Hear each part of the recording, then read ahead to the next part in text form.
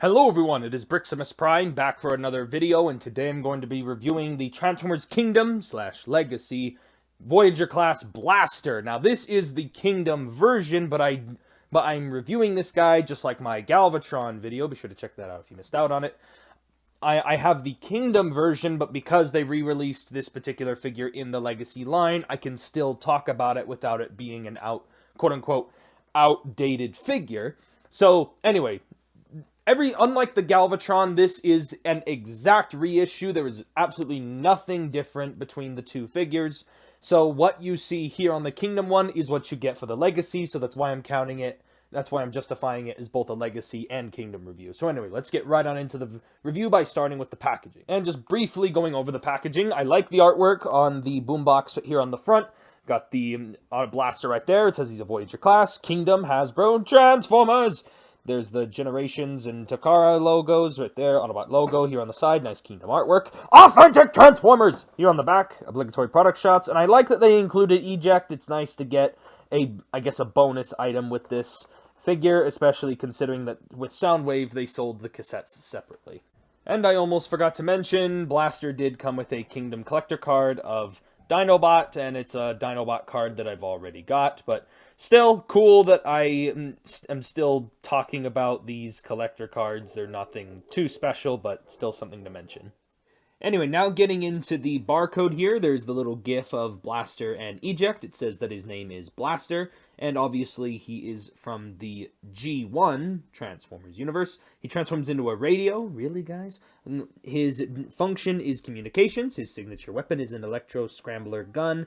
Basically, it just disrupts frequencies with an electrical blast. His bio is Blaster loves to loud rock, and basically he, destroys Decepticons. And then his strength is 8, intelligence 8, speed 2, and firepower 7. Here is taking a look at Blaster's accessories. Blaster comes with a blaster, and pretty standard looking weapon. Nothing too shabby here, nothing much else to really talk about other than that it can store on any of these ports on his back, so you can do that. And then taking a quick look over Eject here. He is made out of transparent blue plastic, but I've found him to be quite durable. I have not seen any stress marks or I cannot see this guy breaking whatsoever at all. And I have seen some people repaint this guy to look like something else, so with clear plastic, that does open up the opportunity for customization, so that you guys are welcome to do that. Going over his articulation, you can already see his nice mechanical detail, no kibble. His head is on a ball joint. It can pivot from side to side a little bit, can look up very far and down, not that much. Shoulders rotate full 360, move in and out, biceps swivel on the ball joint, and the ball joint allows for an elbow bend, nothing at the waist. Hips move forward, they move back, they can move outward, and then because of the ball joint at the knee, it allows for a deep knee bend and also a swivel at the leg. So pretty good articulation on this guy. Going over his transformation.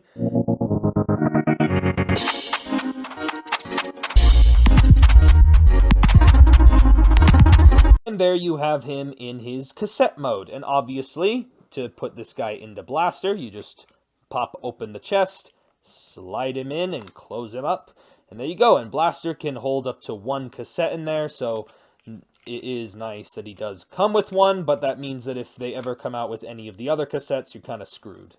And I've just got to say it right off the bat. This is probably one of the best if not the best figure interpretation of Autobot Blaster that we have ever gotten. I'm actually surprised that Takara hasn't tried to tackle this guy, especially considering his transformation isn't that hard.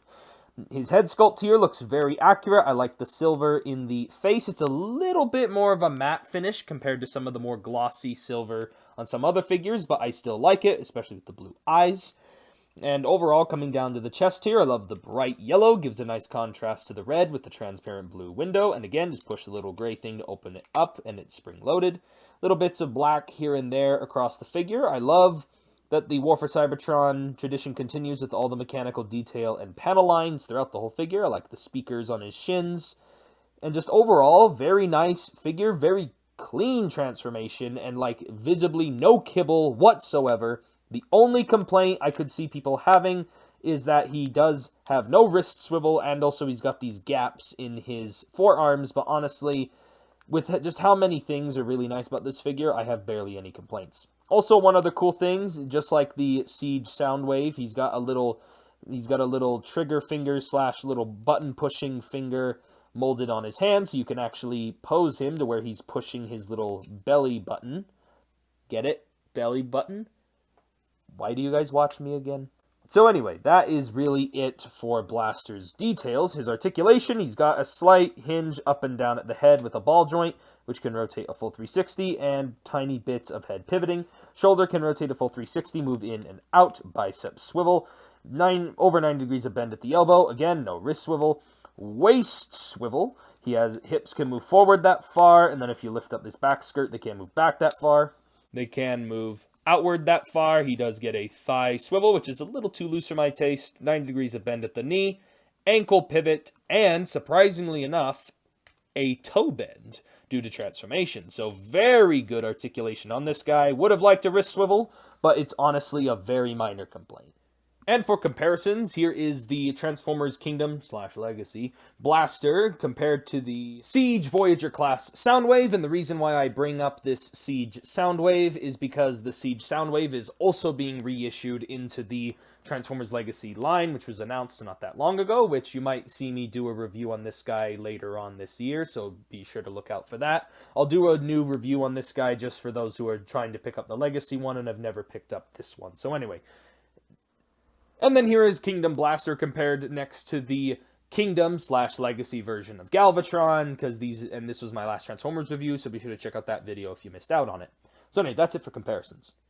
And right before we get into the transformation, I did want to mention that the transformation on this guy is very simple, very easy to do, and yet, look at him. This is the most perfect robot mode we probably will ever get for a figure of Blaster, and yet it took such a very simple transformation to do it.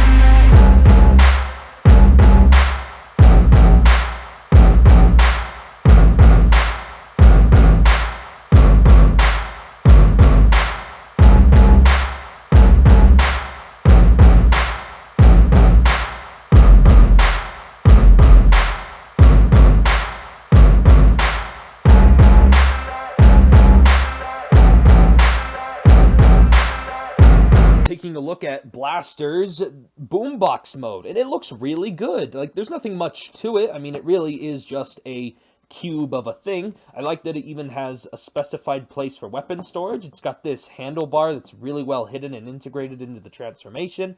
Obviously, the little ejecting feature does still work, and there's all these buttons and stuff all over the place, and I like how they really make it look like there is,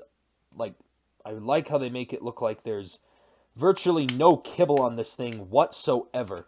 Sorry, these are a little bit fidgety. These little panels right here are a little bit fidgety, but just FYI, that is something that is on this figure. See, even this one's kind of doing it too. But anyway, very nice figure here. It does have a bit of a gap right here, but again, you can just have the gun cover that up right there on the back. So nothing much to really complain about here in terms of the alternate mode, and there's also nothing much else to really talk about other than that it's pretty good.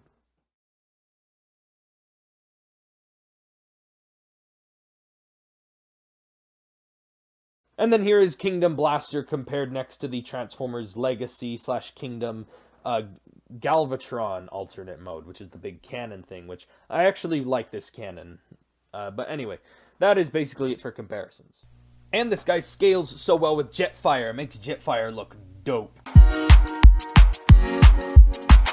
And that is basically it for my review on the Transformers Kingdom Legacy version of Autobot Blaster. And yes, this figure is pretty well done. So here is Kingdom Blaster Legacy compared. He's got some nice detail and just overall an amazing amount of articulation and transformation that I got. Shout out to Team N978. Nothing to complain about. The wrist swivel is a minor complaint, but honestly, with how much this guy just this guy just brings an amount of joy to me hasn't really been found in every figure that I own, and I just can't help but give this guy a solid 10 out of 10. Like, I did also want to mention that Autobot Blaster here's Boombox mode is big enough to be held by someone Transformers. You can find him. He's starting to show up in stores under the Legacy line. So be sure to look out for that. And if you guys enjoyed this review, give me a like on the video. Comment down below what you guys think.